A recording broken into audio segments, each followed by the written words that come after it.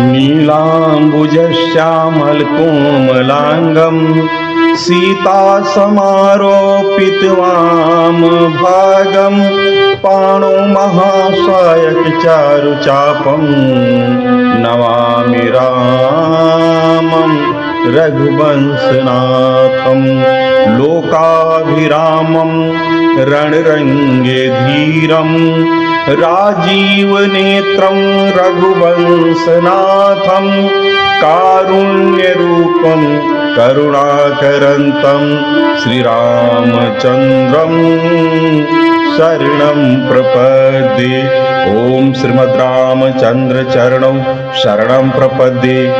भगवान श्री राम जी के चरणारविंद अनुरागी मेरे प्रिय भाइयों एवं बहनों, बंधुओं, श्रोताओं और प्रिय भक्तों, जैसा कि आप जानते हैं, भगवान श्री राम जी का जब वनवास होता है तो वो माता जानकी और अपने अनुज सहित सुमंत्र जी की रथ पर सवार होकर महाराज दशरथ जी की आज्ञा अनुसार वन गमन को प्रस्थान करते हैं। भैया पीछे उनके समस्त पूर्ववासी अयोध्यावासी लग जाते हैं, उनको छोड़ नहीं पाते हैं, क्योंकि अयोध्या में निवास तो श्री राम जी के ही अधीन है। अगर वही नहीं तो फिर मीन और जल का संबंध जैसा कैसे रहेंगे।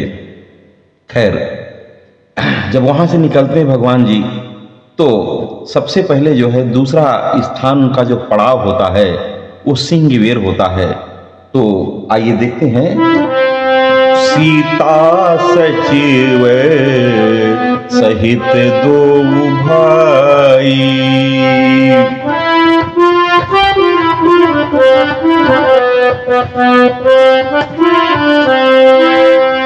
सीता सचिव सहित दो भाई, श्रृंगेबेरपुर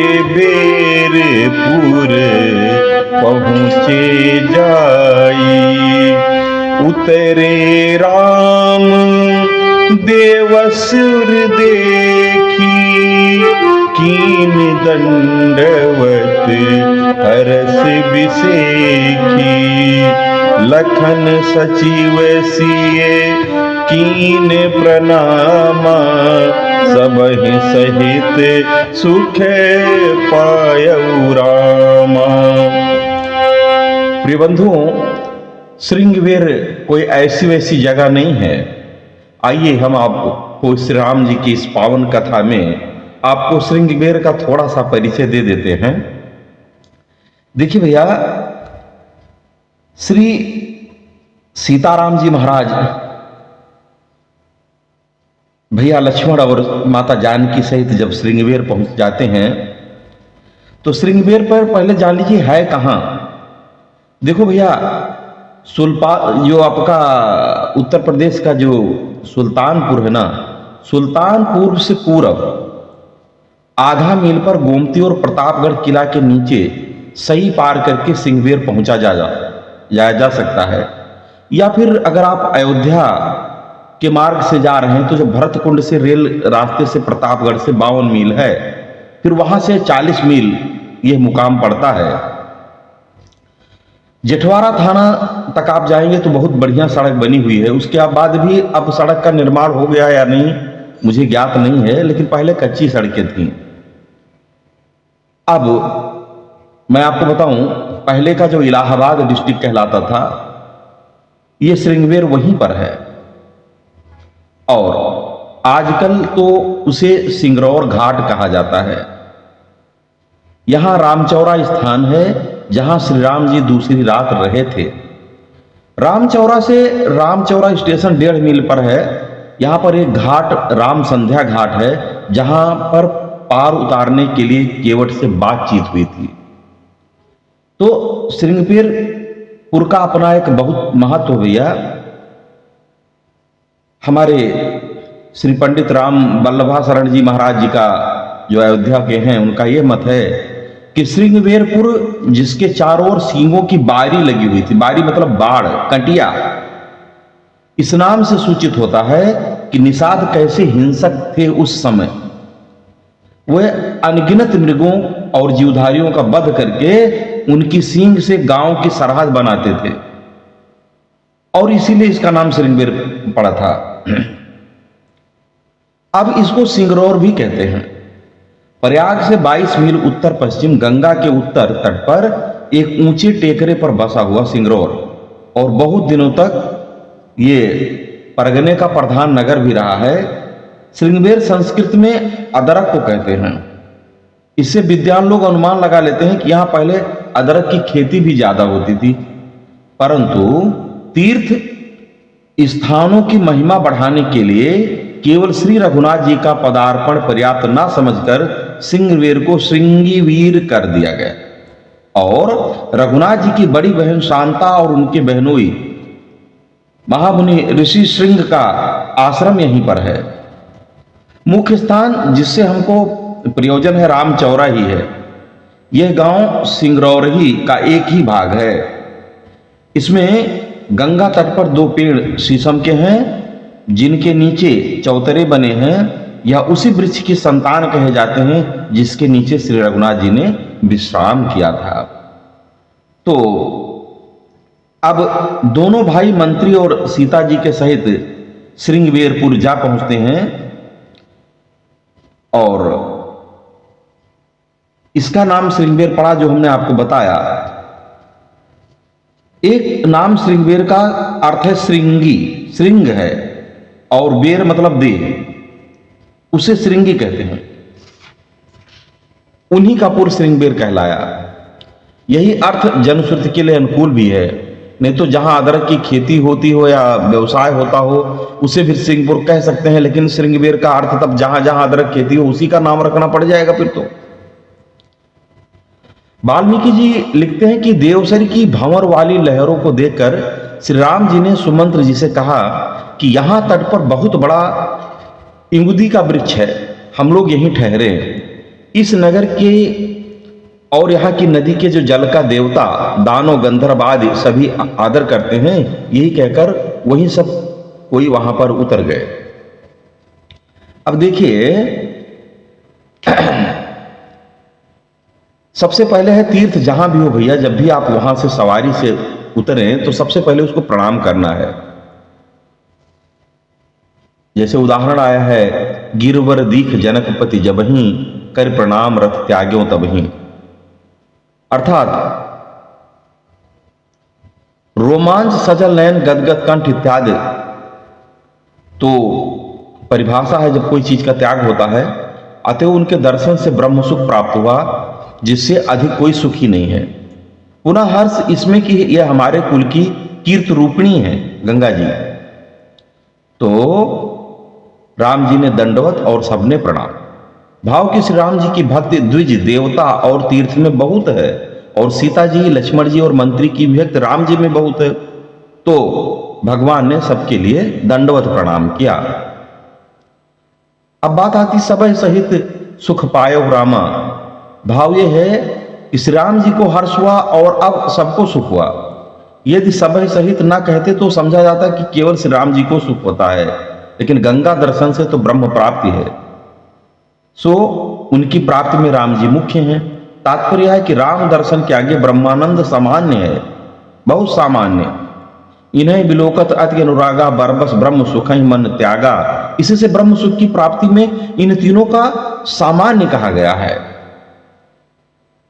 अब जब भगवान श्री राम जी गंगा के किनारे पहुंच जाते हैं तो सीता से श्री राम जी गंगा तट पर पहुंच करके गंगा जी को देखकर प्रसन्न चित्त से नमस्कार करके वे उसमें स्नान करते हैं और उसकी महिमा का अपने मुख से बखान करते हैं। कैसे भैया?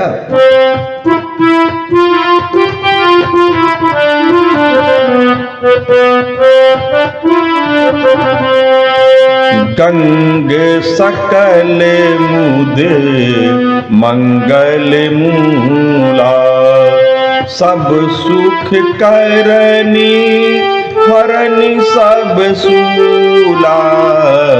गंगे सकल मुदे मंगल मूला, कही कही कोटि के कथा प्रसंगा।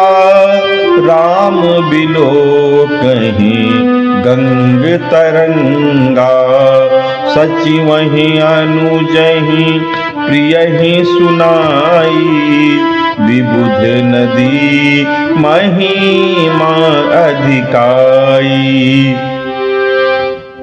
गंगा जी को सकल मुद मंगल मूल कहकर निराकार ब्रह्म अर्थात ब्रह्म द्रवा कहा है, क्योंकि मंगल मूल तो ब्रह्म राम ही है।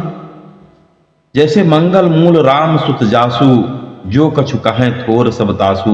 भगवान व्यास देव ने भी ब्रह्म द्रवेत विख्याते पापम में हर जानवी ऐसा कहा है। और इसकी एक कथा भी गर्ग संहिता में आती है कि किस प्रकार स्वयं कृष्णमूर्ति द्रवीभूत होकर गंगा जल रूप में परिणित हो गई। सब सुख कारण से अर्थ है गुणधान, सभी गुणों का आधान, और हरण सब शूला से दोष, मतलब सारे दुख को मिटा देने के लिए यह बात आई है। सकल मुद मंगल मूला अर्थात ब्रह्मानंद विषयानंद सब प्रकार के आनंदों के मूल है वो गंगा जी है। इसमें वे सब आनंद को प्राप्त करते हैं। और त्रयशूल 3 प्रकार के शूल है, दैहिक दैविक भौतिक, इनको हर लेने वाली गंगा जी हैं। तो इन 3 शूलों में जन्म जरा और मरण ये मुख्य आया है। जन्म जो पीड़ा होती है, जरा जो बुढ़ापे में पीड़ा होती है, और मरण जो मरते समय पीड़ा, इन तीनों का सर्वनाश हो जाता है। यानी जब भी मनुष्य जन्म लेता है तो, बुढ़ा होता है तो, या मृत्यु को प्राप्त होता है तो दुखी नहीं होता, वो ऐसे ही उसका प्राण त्याग देता है, जैसे सांप का केचुल बदलना, ऐसा कहा गया है। भगवान श्री राम जी अपने मुख से गंगा जी की प्रशंसा करते हैं और बहुत सी कथाएं अपने पास सुमंत जी जो भी है, लक्ष्मण जी, सीता जी सबको सुनाते हैं। गंगा जी की तरंगे देखते हैं। यहां मन वचन क्रम तीनों से गंगा में भक्ति दिखाते हैं, इसीलिए उनको कहते हैं सुख पाया, मन की भक्ति, क्योंकि सुख पाना मन का धर्म है। कहीं कहीं कोटि कथा प्रसंग यह वचन है कि कीन दंडवत प्रणाम, तो तन की भक्ति दिखाई गई। अब बहुत सी कथाएं कही हैं, ये आगे कहते हैं कि गंगा जी की महिमा बढ़ाई की कथा और उनका महत्व बताते हैं कि हे सीते, हे सुनिए, हे भैया लक्ष्मण सुनो, गंगा जी ने अगर आपने एक बार दर्शन भी कर लिया तो आपके जन्म जन्म के पाप धुल जाते हैं।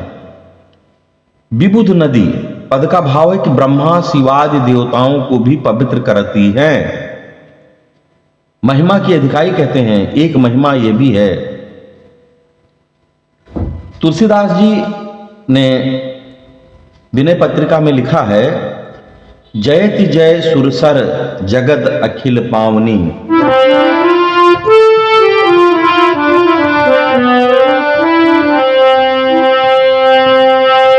जयति जय सुर सैरी जगत अखिल पावनी, विष्णु पद पंकज मकरंद यो अंबुबर, बहस दुख दहस अघ वृंद विद्राविनी, मिलित जल पात्र अज युक्त हरि चरण रज, बिरज बरवार त्रिपुरार सिरुधामिनी, जहनु कन्या धन्य पुण्य कृत सगर सुत, भूधर द्रोण विदर्ण बहुनामिनी, यक्ष गंधर्व मुनि किन्नर रोग दनुज मनुज, मज्जहि सुकृत पुंज युत कामिनी, स्वर्ग सोपान विज्ञान